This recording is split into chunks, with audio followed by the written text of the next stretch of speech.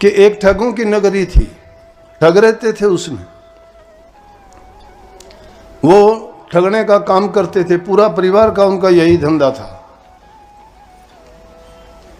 एक बूढ़ा उनमें जो था, आखिरी वक्त आया, मरने लगे, उसको पता लग गया कि अब मेरे प्राण अंत होने वाले हैं। अपने बच्चों को इकट्ठा करके कहने लगा कि यहाँ पे आओ, तुम्हें बात बताऊंगा। समाज में हम रहते, हम भी ऐसा करते हैं। जाने से पहले बुजुर्ग अपने बेटे पोते लड़कियों धी जमाइयों को इकट्ठा करके कहते हैं, देखो मैं वृद्ध हो चुका हूँ, मैंने उसका ये देना है, मैंने उससे ये लेना है, मैंने उसका ये कर दिया, मैंने उसका ये कर दिया, मैंने सब हिसाब कर दिया है, ये बाद में तुम्हें इस तरह से करना। अचानक तो कोई बात हो जाती है तो अलग बात है, नहीं तो बड़ी अवस्था होने के बाद इंसान सोचता है कि मेरा अंत समय है और उससे पहले मैं सब हिसाब किताब करवा दूं। और सोचते भी हैं हम, इंसान अपने लिए नहीं बल्कि अपने आने वाली पीढ़ियों के लिए जीता है। समाज का हमारा दस्तूर नियम है, ये एक प्रथा पड़ी हुई है, एक ऐसा रिवाज बना लिया कि हम नहीं जीते, हम जीते जी भी अपने लिए नहीं, संतान के लिए करते हैं, उसके लिए भी नहीं। हमने ऐसे देखे हैं, अगर हमारे बेटे गलत रास्ते पे चले जाते हैं, कोई शराबी हो जाता है, कोई और दूसरे उल्टे सीधे कामों में बर्बादी के रास्ते पे चल पड़ता है, तो हम बेटे की परवाह नहीं करते, फिर उस पोते को अपना लेते हैं कि चलो ये तो खराब हो गया, पोते को तो मैं ठीक बनाऊं, उसके लिए हम मेहनत करना शुरू कर देते हैं। उसके लिए फिर अपना पूरा समय, पूरी संपत्ति जो हमारे पास है, बेटे को छोड़ के पोते के नाम कर देंगे। ऐसा है तो क्या किया? और यही खेल है माया का और काल का।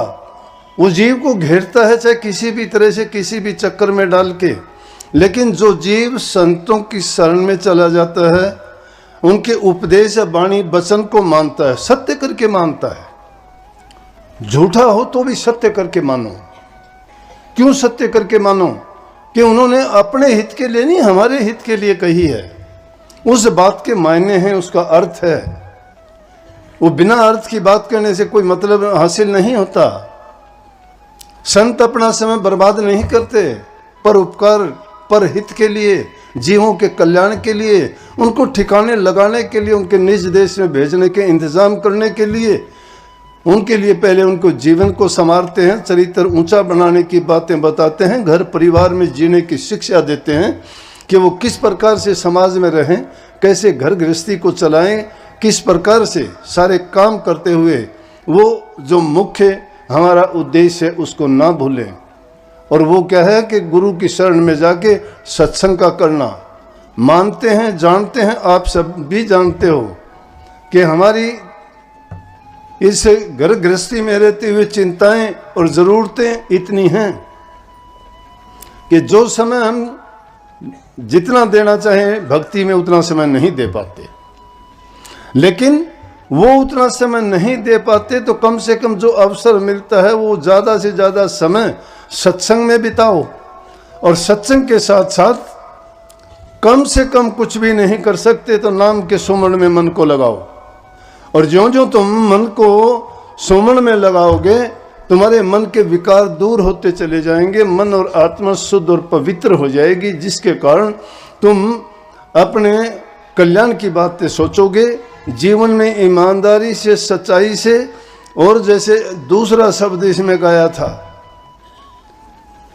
कि साधो सब्र बड़ा हथियार, उसको सब्र आ जाएगा, संतोष आ जाएगा, वो दूसरे की तरफ नहीं देखेगा। दुनिया में सबसे बुरी चीज है कि हम अपने आप को नहीं देखते, दूसरों को अच्छी तरह देखते हैं,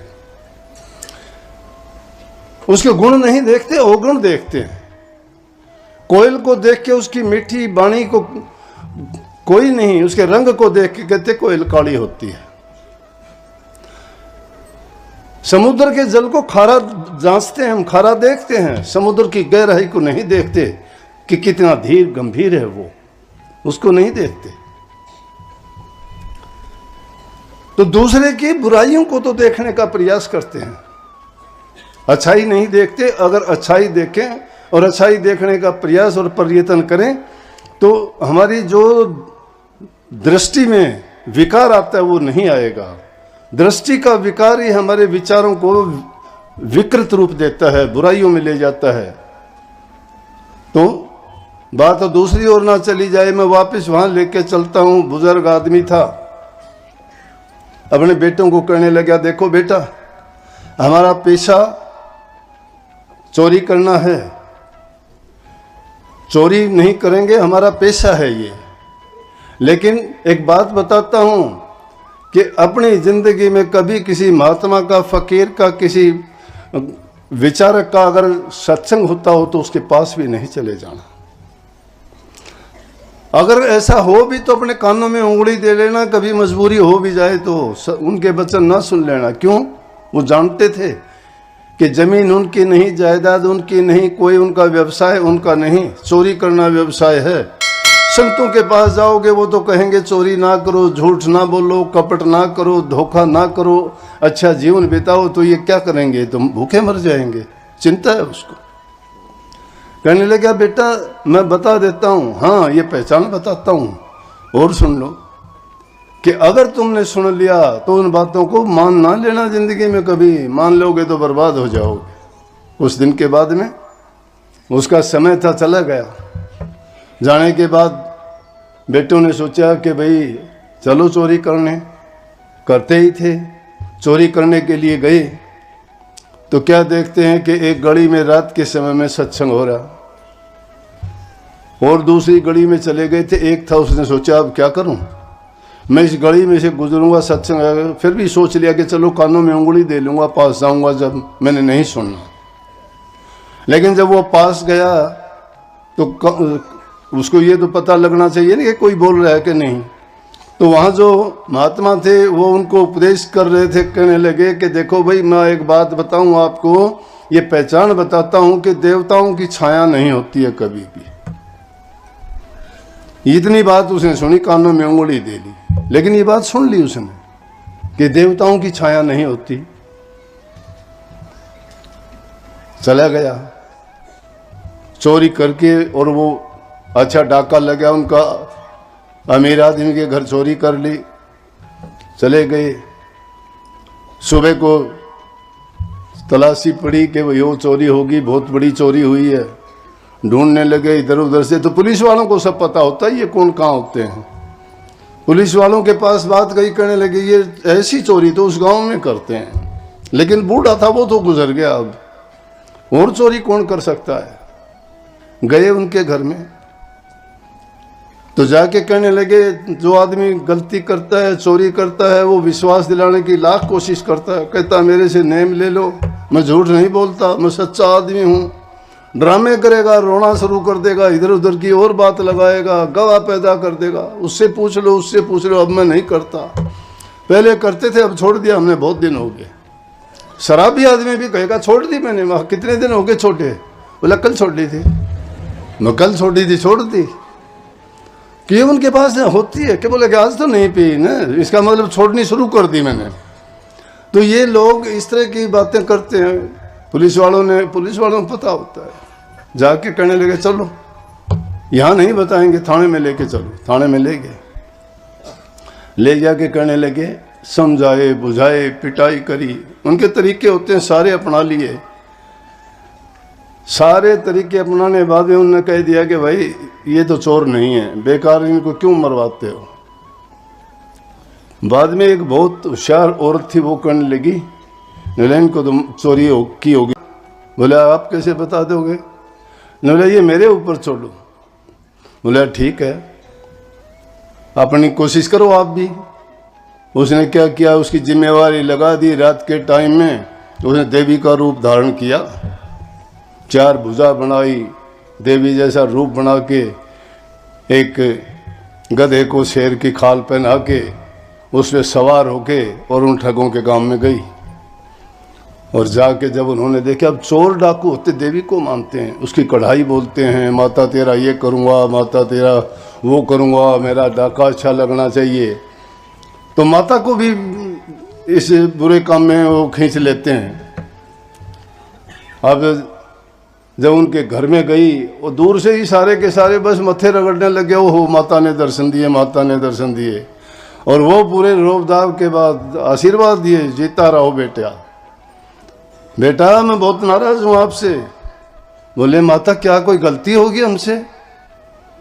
बोला कि देखो मुझे पता है तुम बताओ या ना बताओ, चोरी तो तुमने की है, लेकिन सच्ची बता दोगे तो अच्छी बात है, मैं तुम्हें बचा लूंगी। लेकिन अगर झूठ बोलोगे तो माता भी तुम्हारा कुछ सहायता नहीं कर पाएगी। सारे के सारे वो बताने ही वाले थे इतनी देर में। जिसने वो कहा था, कानों में उंगली दी थी, एक वचन सुन लिया था महात्मा से कि देवताओं की परछाई नहीं होती। रात का टाइम था, उसने देखा उसकी तो रोशनी में छाई थी। उसकी छाया को देख के बोला कि देवता कैसे? महात्मा तो कह रहा था छाया नहीं होती, महात्मा झूठ नहीं बोलते, ये तो फरेब है। उसने फट दे उनको रोक के कहने लगे हाथ जोड़ के, माता आपको तो पता हम चोर हैं कोई? माता के सामने हाथ जोड़ के माता को इतबार दिला दिया। वो जाके कहने लगी कि भाई वो चोर नहीं है। जब वो चली गई, बोला भाई तेरी बात का यकीन कैसे हुआ? हम भी तो ये बात कहने, हमें क्यों रोक दिया? बोला कि एक दिन सत्संग की बात थी, उस दिन जिस दिन गए थे सत्संग हो रहा था, और महात्मा ने जो बात कही मैंने एक वचन सुन लिया।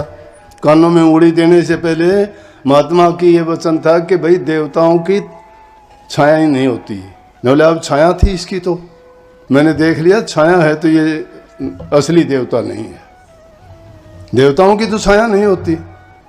बोले कि धन है भाई, महात्माओं की बातों को तो बचा लिया, आइंदा के लिए चोरी नहीं करेंगे। हम तो महात्माओं के पास जाके उनके वचन सुन के जिंदगी में उनके वचनों को माना करेंगे।